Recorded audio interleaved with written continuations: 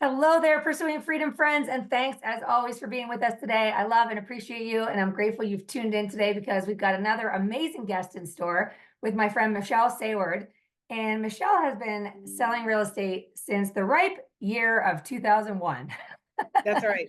I didn't say anything about your age, but Detroit, Michigan, guys, 2001. So, we were talking before we started recording about how people in the real estate industry love to talk about what happened in the real estate space in 2008, 2009. But in Michelle's words, it was 2006 to 2011 in Detroit. So we can touch upon that and what it looks like to navigate choppy waters here in a minute. But Michelle went on to build a business that led to her closing nearly 200 transactions a year on the regular, and her expansion mindset started to grow, and she just started to develop a passion for transforming the lives of other real estate agents, because I know her philosophy, like mine, is if I could do this, anybody can. And if I can help more people unlock their potential, then that would be something that would fulfill me. And that's why Michelle and I are so aligned, and why I'm so grateful she's here today, because she is passionate about aligning with growth-minded individuals. And as we embark upon a new year, as we're recording this in early 2024, Michelle and I were talking about how those folks who are in the industry right now, who maybe in 2023 experience some choppy waters, but are here to stay, there's so much excitement and anticipation about the future. And I thought no better person than Michelle to join us on the show and share her perspective around growth mindset, expansion, and the future of real estate in general. So Michelle, with no further ado, thank you so much for being with us today. I'm so grateful you're taking the time to share your story with us. Well, thank you so much for having me. I appreciate you, Erin. And I just want to say thank you for the work that you do. You are such a blessing to this industry, putting out the content that you deliver and educating the public about how they can expand their mind, expand their thinking, and stay in that growth state. Like, I just give you such respect, and I'm so glad that we're friends, that we've got to know each other. So thank you again for having me on. Yeah, Agreed. Well, let's I'm jump not in bragging from the about my beginning. age, but 2001 is when I started. Well, let's start from the beginning, Michelle. I mean, we always joke on the podcast, there's so few individuals I know that as a young child said to themselves, I'm going to sell real estate when I grow up. So I'm curious, give us a little bit of an overview of how did you end up in this crazy industry? How did your journey unfold, the highs and lows and everything in between? And we'll just take it from there. Well, that's actually funny. No child grows up thinking I want to be a realtor. That's true. I grew up thinking I don't want to be famous, but I want to be rich. That's like literally. But my only equation was like movie stars were rich. So I was like, how do I do this? I didn't want all that camera and stuff on me all the time. So I guess this has been working. It's been working pretty good for a lot of people. This thing called real estate. So that was my mindset. Yeah, winding road, I'd say. I grew up. I grew up pretty modestly. I had a great childhood. Spending lots of times of you kids get outside. That was my upbringing, and got my parents were the kind of parents that other kids would want to spend time at my house because my parents didn't put hard guidelines or rules or a must do on me, and they didn't do it on my friends. So my house was sort of the fun house to hang out at. Like, my parents didn't say I had to go to college. They didn't. Not no. I literally graduated high school and was like, my friends are doing what? And they're going where? And they applied how long ago? Oh, I guess I should figure this out for myself. And my parents said, yeah, you probably should. And I was literally like 17 and a half before I realized, oh my God, I'm going to graduate in June and I don't have a college plan. So they were not, that's essentially the upbringing. It was like, she'll figure it out. If she just gets solid C's, it's fine. She's still moving along through the grades. I'm not going to worry about it. Um, so when I ended up getting into real estate, I found goal setting. What? My whole world opened up. And that of course comes with coaching, right? You know this, Erin. You've run across this many, many times. People who have no idea that they can make a plan for their life and a target for where they want to go. And I found real estate through a crazy little circle of events. My friend told me because I was living the life I was raised to live, which is you have a degree from the University of Michigan, you should get a real job, and bartending and substitute teaching are not real jobs. And so she guilted me and shamed me to get a cubicle job position. Oh no. Oh yeah. And and living in that little rat maze of a cubicle, I was doing the transaction coordination paperwork for leasing, zoning, and land acquisition for a cell phone company. So I was processing all the paperwork that they were putting up cell phone towers and building out the network. And I thought, well, God, I'll get my real estate license and I can get out of this rat maze of a cubicle and I can at least negotiate the contracts and be the person out in the field. That would be better than this. And then 9/11 happened and the layoffs just started coming. And I thought, blindly as ever, being a first time home buyer with my steady W-2 job at that point, I got my real estate license. I'll just go sell real estate. Did I talk to my former realtor? Did I talk to my former broker? No. Took my unemployment check and I interviewed a couple companies and thought, just show up every day, like 40 hours, like I got a regular job. And that launched my career. Well, actually, it's interesting you say that because I've never once I just passed 200 episodes of this podcast and I've never once heard anybody say, I got my real estate license. And then I just figured if I show up every 40 hours a week and do my job, I'll make money. And it's like, yes, that's actually how it works. Most of us, me included, we go 100% commission and we're like, we are self-employed. We are free. We don't have to do anything. And then all of a sudden, I'm broke, but maybe that wasn't your story.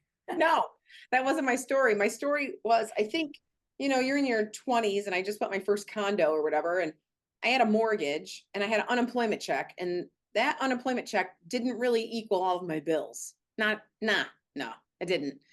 And so I just thought, well, I mean, my broker interviewed me like it was a job, like a real job. And I was gullible enough to believe her.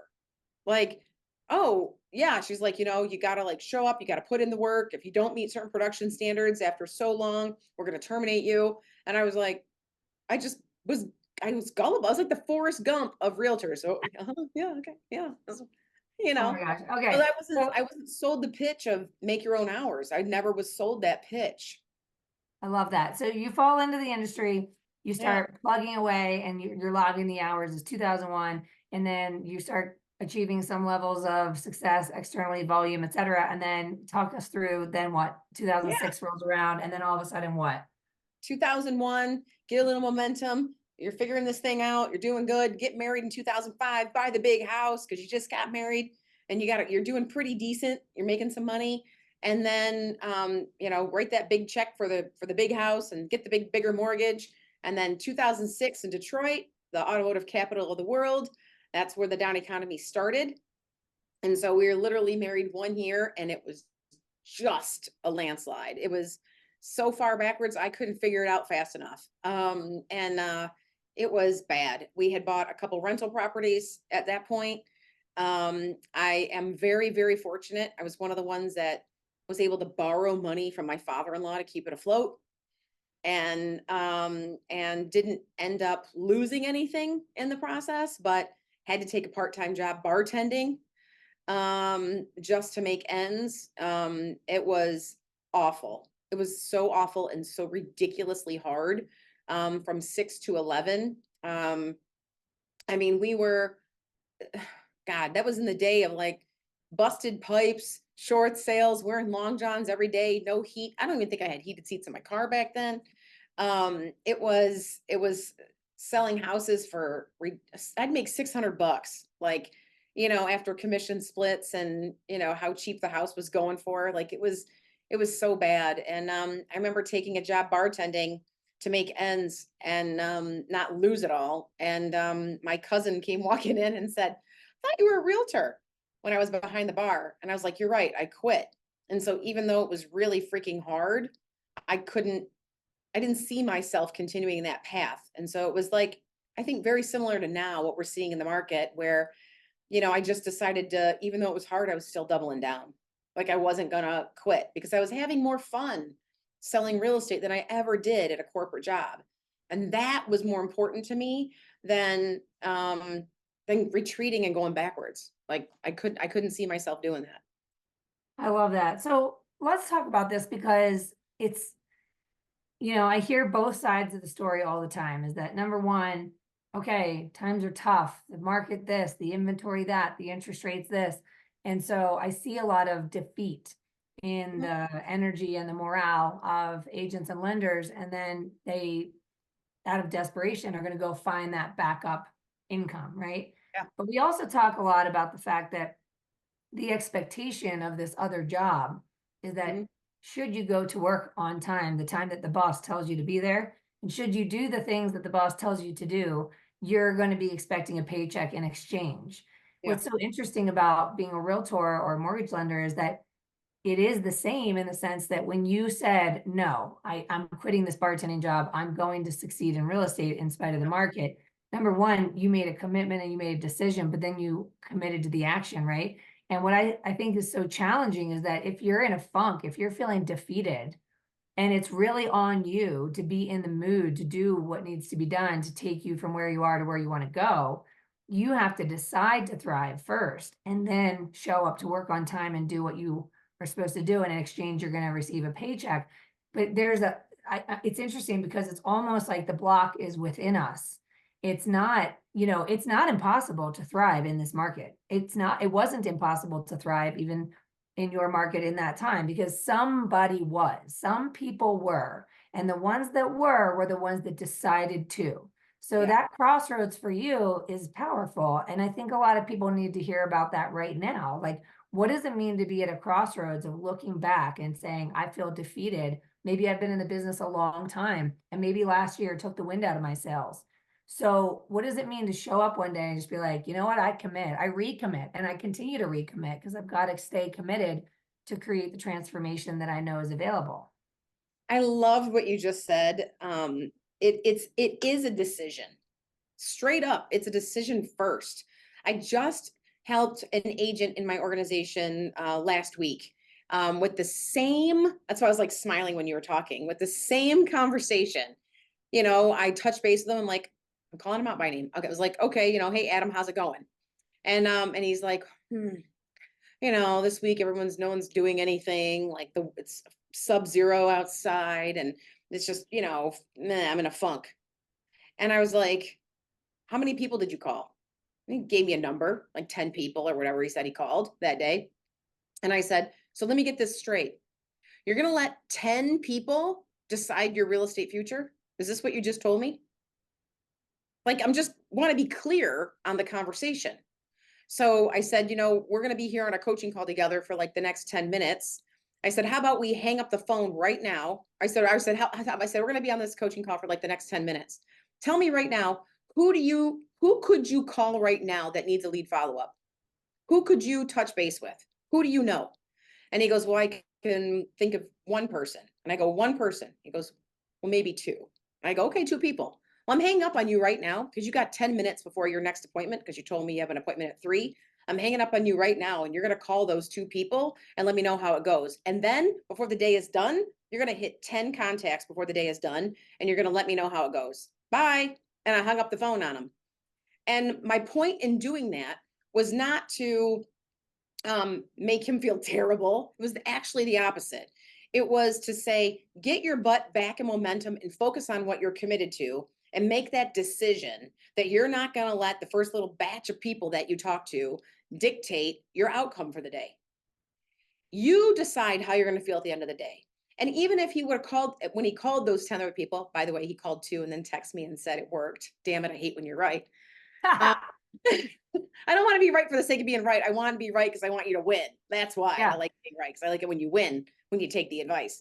But I wasn't gonna, you can't let, 10 contacts that you made dictate the outcome of how this is gonna go. Now that he knows he made 10 more contacts and got 2 yeses at a minimum out of that, he's gonna go to bed feeling better about himself. He's going to go to bed knowing that he can get up and do it again tomorrow. And what happened in the past is in the past, but that is not where he's going. And so I think too often we let where we've been dictate where we're going. And you and I were chatting at the beginning of this conversation. And if you're seeing people having fun and being successful on the other side of the wall, right? How the hell do you climb over that wall to get there? The answer is just momentum. You just put your foot in one of the bricks and just see if you can try to climb. Like if you can't, like what's it going to take? You know, but just starting that movement. I mean, Tony Robbins talks about it. He talks about like change your state. Like, Tony Robbins like jumping around on the trampoline and stuff. He's like, that's what I mean when I say just getting that momentum. Like just do something different to break that pattern of funk that you're in and you'll feel better about it. Totally. Well, it's interesting because we talk a lot in my programs about this inside out approach to success and fulfillment. And I always say success and fulfillment because I know you can relate to this as well because we've talked about it off the recording, but success in most people's minds means money first and foremost. You hear the word success and you think money, but how many of us have either experienced money at the expense of happiness, fulfillment, and present moments, or known people that are killing it, or so they say? Everyone looks at this person, top producer, killing it, and them behind the scenes, they're in tears because other gardens of their life are not getting nurtured and everything is crumbling to just try to survive and sustain this quote unquote success. So to me, success means a lot more than just money. Number one, it includes money, but it's not just money, right? But the interesting thing is that you talked about how when you said, are you going to let 10 people decide your real estate future? I just died inside because it's like, we are looking at the outside and saying, well, right now my business is dried up. I'm in a funk. The weather sucks. Nobody's shopping, da, da, da, da. And then when I get more money and I get more deals, then I'm going to feel better. And then we get more money and we get more deals and we start burning out because we never really expect the level of quote unquote success we're actually capable of. And it starts to rob us of those joyful moments and energy and enthusiasm. And then we tell ourselves when it slows down, I'm going to be better. I'm going to feel good when it slows down. And it's like we're inviting the insanity into our lives. I never thought of it that way. I really never thought of it like that. You're so right. But like what you just alluded to is that you change your state from within. Yeah, you and do. you just go create the reality you want for the future because when you said where we've been does not dictate where we're going, so many people are so preoccupied with what is. And what's insane is that literally what is right now and today, your bank account, your health, your relationships, etc., as of tomorrow morning when you wake up, you're in the past. That's old news. Like your current reality is the outcome of your past. Yeah. You can create anything you want. So I'm curious because now I know that your passion has become transforming the lives of real estate agents. And for the listeners, what she's talking about is that some of the agents that she mentors have gone from 0 closings to 300 a year in less than 4 years. So she is a master at helping people unlock the potential within them, which is what I obviously love and why Michelle's here with us today. So talk to us a little bit about some more conversations that you've been having in the last year or two around this idea of unlocking the potential within you in spite of the external world. Oh gosh. I mean, well, unlocking the potential within you despite what's going on in the world. I mean, I feel like to some degree I can turn into Charlie Brown's teacher talking about like you are the master and commander of your own ship, right? You have to decide first, like you said, I'm going to decide to thrive or not. And I do think a lot of people get caught up in that funk. But another conversation is, I mean, I do have respect for the people who need to make that decision to exit the business because it's not an easy one. So, I don't say, oh God, you could do better and you should, whatever. I've had several people just leave and say, I got to go back to my old job or I got to find something because this isn't working. And I think knowing when to hold them and when to fold them is equally as important. So it's really like to thy own self be true, right? Like you really need to know, is this something that fills my heart and fills my cup to be in this business or not? If it's not filling your cup, move on. Like there's no sense in putting yourself through the agony because I promise if you stay in a position like I would have, if it would have been in a cubicle, I would not have thrived there. I promise my superior would have saw my frowny face slugging into work every morning and she would not have been giving me a raise. Right? So, so it's the same thing if you're in the mortgage or the real estate space. If you're just banging the phones for the sake of banging the phones or talking to people just to put your numbers up and to say that you did it, that's not bringing value to the market. That's only beating yourself up. And so just be realistic with that. And I'm a firm believer, freaking firm believer in taking a step back to move forward. Like I recalibrated my entire team last year. And just rebuilt the entire foundation of how I'm operating and functioning. And so that I'm can move forward. And I think people need to take that act of courage in their own business oftentimes, um, and self-reflect and build a business plan for themselves that is workable. Because there's nothing worse than continuing to bang a square peg into a round hole. Oh my God, Um, I could not agree more. Like you said, step back to move forward. And I always say, yeah, slow down to speed up, slow down to speed up. Because when you talk about rebuilding the entire foundation, yeah, we use this analogy of like, imagine you just got started in the real estate industry or whatever. Maybe you're just running a different business, but you just gotten started and you have no idea what you're capable of.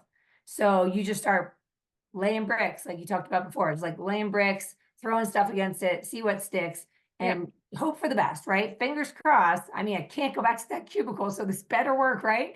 But you really don't know what is ahead of you, right? And what I've learned in hindsight is that it's kind of fun. If you want to be curious about the unexpected and the unfolding, all you need to do is look at how far you've already come. Look at some area of your life, whether you've run a marathon or climbed a mountain, or you've gotten married, or you have kids or grandkids, or maybe it was a divorce that was the best thing that ever happened to you, who knows? But then there's business and there's financial and there's all these things where if you look back at some point, you see that your current reality has exceeded the expectation of your younger self, that there was no way you could ever know where you were headed when you started. Okay. So as a result, with that fear and unknowing and insecurity, we start building something and we start winging it. And inevitably, as long as you don't quit, you're going to have some kind of structure which represents your business. right, But oftentimes it's built on a faulty foundation. Like there's oh, parts in there that just don't fit.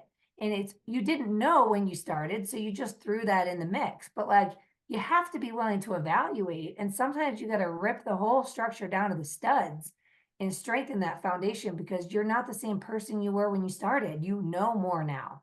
You have right, different contacts, you have different preferences, you have different things you dislike. So what was the turning point for you? Because I mean, if you've been in the business for now, gosh, 23 years, you've obviously had some learning moments and some turning points. And if we've got some people listening maybe that are younger in their journey in the real estate space, and maybe they're feeling a bit overwhelmed and maybe somewhat paralyzed by the oh yeah. funk or the fear or the season, the winter, whatever, what are some actionable steps that you've taken to own your mindset and to own your power and create the future that you've been creating for yourself and be willing to rebuild the entire foundation at times? Yeah, I mean, it's scary, straight up. It's a sometimes a very scary thing to do. Because if it's you, because you can easily fool yourself and lull yourself that like, if I just try a little harder, maybe if I just come at it from another direction, and so you really do have to. Like, I'm a big believer in meditating. Like, I believe in having quiet time alone with yourself. That will scare the hell out of anybody.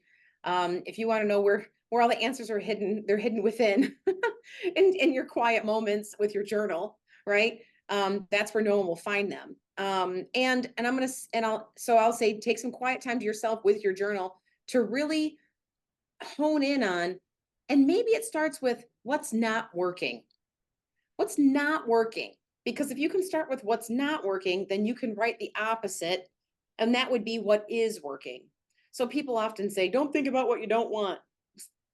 I think it's pretty important to think about what you don't want, because that's going to help you identify what you do. I love And then that. So love that. Sorry, go ahead. it's scary, man, but hey, you got, and then I think too, so many people don't want to be alone. Like they just would rather keep running and pray that something will fix. It's not going to fix without conscious effort. And when you said take it down to the studs, my analogy for last year was, which I learned, I thought I took things down to the studs. You can always take it down further, which is even now I'm talking real scary stuff to your audience. If you think you've taken it down to the studs, I mean, I don't, we've many of us have renovated houses. You're like, I have to change this basement foundation wall like this. I thought I could just like re-support this basement wall. You mean I took it down to the studs? Now I got to do a foundation wall too? Okay. And you might just have to like breathe in and keep going with it, right? You're like, oh God, there goes the budget, or oh, this is going to be more work than I thought. But hang in there. Hang in there. You are stronger than you know. And you wouldn't be given these challenges if you didn't think that you could actually move through them and accomplish them. So have faith that it's going to work out. Keep that positive mindset that you're doing things for the right reasons. You know, the gap and the gain. I love what you said. I mean, that's essentially what you said about don't think about how far you've come. Don't think about, you know, the space that you're in right now, right? Looking back and going, you know what? God, when I started in this business, I lived in a, you know, little 2-bedroom condo, you know what I mean? And I made $45,000 my first year and didn't know I had to pay taxes on it. Like, look how far I've come. You know, like now I pay my taxes quarterly and my quarterly taxes are more than my income was my first year in real estate or like whatever, right? Like look, so measure your own progress. Don't compare your chapter 7 to, you know, somebody else's chapter 13. Like comparison will kill your joy. And if you want to talk about like deciding first, you're going to have to decide with the spirit of joy, like that this is where I want to move to, or how the way I want to move. But don't compare where you are in your life to somebody else. When I really started winning and succeeding in real estate was when I went from looking at the leaderboard going, oh my God, you know what do you know how many deals Harry did last year? Holy, oh man, I'm tracking him. I'm going to beat Barb this month. I know I am. When I quit doing that and just minded my own business, it blew up. I tell people all the time, if you really want to scale and you want to grow, you got to pour into yourself first and foremost. You can't, I am in the space of helping other agents grow right now, but I have found that by helping myself grow, they fall in line and follow suit with your own personal growth. Because projecting on other people doesn't work. It doesn't work. Totally. Oh my gosh, everything you just said was gold. I mean, just drop the mic right there. You asked. No, I mean no, everything you said was 100% right. And when you said decide with the spirit of joy and you're stronger than you know, Yeah. one of the things that I've been working through the last couple of years since reading the Surrender Experiment in 2020, Michael Singer, have you read his Read work? it twice. And The Untethered Soul? And his the workbook that he's got now too out. Oh my gosh, I haven't checked that out. But The Untethered Soul became honestly like some people read the Bible and they wake up every morning and they open to a random page and they look at, some kind of passage. I would just open that when I was on the road homeschooling my kids, running multiple businesses from a tiny RV for 6 months during COVID. I was Surrender Experiment 100%. But honestly, since then, and I've been pouring more and more into the inside game. And I always tell people that the inside game is the most important of all, because it's not the external world's responsibility to help us feel better. And it's not some future destination that gives us permission to feel better. We have to find that light within us first. And when we do, we genuinely become like a lighthouse in the storm. The ships will come to port. Like you said, they'll follow your lead because you're ignited and there's a magnetism to it. And along those lines, it's not a small thing for me to have walked away from nearly 17-year career as a mortgage professional and pour my heart and soul into the podcast and the speaking and the coaching, because this is my passion. But also, you have to work through fear to make those kinds of decisions. And a lot of the work lately has been in the curiosity of the unfolding and the recognition that we're never finished. We're never fully mature. There is no destination or external outcome or number of net worth or income or volume. There's no external reality that will ultimately help you feel more fulfilled because you've arrived. You'll have a new desire. So everything in your current reality, the house you live in, the car you drive, for me, my mountain bike, at one point was a wish, right? That is now a current reality. And now I have new hopes and dreams. So instead of us getting so bent out of shape that we're not where we want to be yet, and that we won't be happy until we get there, if we could figure out how to be be happy with the journey towards, and recognize the journey never ends until it's over, then like we could all lighten up a little bit. And the more we lighten up, the more the lighthouse, the light, it's all about the light within, right? The lighter you are, the brighter you are, the more doors open, and the better, I think, equipped you are to see the doors opening. Most of us are so preoccupied and worried and overwhelmed that we can't even see what's possible for us. So you just said it all. I mean, that was amazing. And I just took like 4 pages of notes. I mean, quiet time with yourself and how terrifying that is. I mean, you and I are massive drivers and extroverts. So if you can do it and I can do it, anybody listening can do it. Yeah. And it's honestly, it's the most rewarding. The other day I was praying for courage to like, yeah, I still pray for courage. I'm not invincible. Like I was like, please, I gotta surrender and do something hard. I'm just praying for courage. And I got up and went looking for a phone charger, as I'm sure this has happened to most people, and found a book. And it was a book I read before, but I was like, oh God, motivation manifestos in this closet, where the phone charger cords are or whatever. I didn't realize this.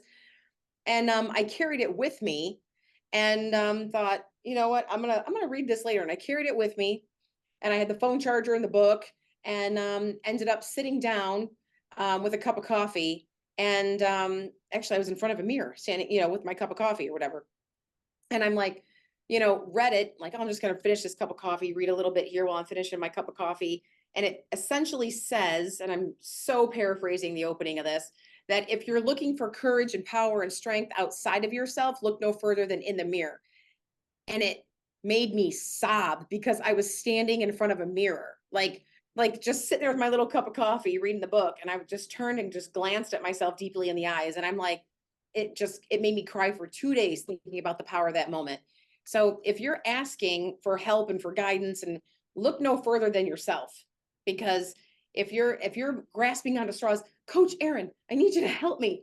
Like I really need your help.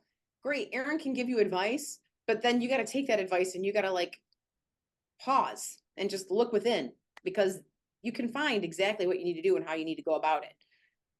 So that's my sense on the matter. That is so beautiful. And because there's no more beautiful way to end this conversation, I'm going to leave with that. Because I was getting choked up thinking about you crying and looking in the mirror. 2 days it got me. I couldn't even retell the story to my husband. I was like, I was in front of the mirror with my coffee. We have a mirror in my living room. Oh my gosh. Well, Michelle, you are beautiful and a bright light. And I also know that you are an incredible powerhouse of perseverance, and then example to others that can follow you. So can people get a hold of you or follow you online, or what's the best way for them to get more of your positive juju? You can find me on Instagram. I am Michelle L. Saward on Instagram. So just put the middle initial L in there. You can find me there. Shoot me a DM. I don't care if you have my phone number. I'll say it right now, 313-622-1609. Text is so easy. So if you want to get me, hit me up there, and just committed to, the success, just like you, Aaron, watching people grow and succeed. And if anything I can do to support, you in the mortgage or real estate space, give me a call. I'm more than happy to help. Anything I can. I love it, Michelle. And we'll drop all that information in the show notes, but Michelle is committed to helping realtors transform lives. So if you're someone who wants to be under the umbrella and the light and the brightness of Michelle, reach out to her, follow her, because she's truly an incredible example of what's possible. And I'm excited to see what's unfolding for you, Michelle, and for all of our listeners, and for all you friends out there tuning in. Thanks as always for taking the time today. I hope you found some value in today's interview. And as always, I love and appreciate you. If you're finding value with this content, please be sure to leave that 5-star review. We're almost at 100 reviews, guys, but I feel like we could do better. So leave that review because it helps us continue to attract amazing guests like Michelle and help this content get found for your fellow freedom seekers. Make it an awesome day. We'll see you next time.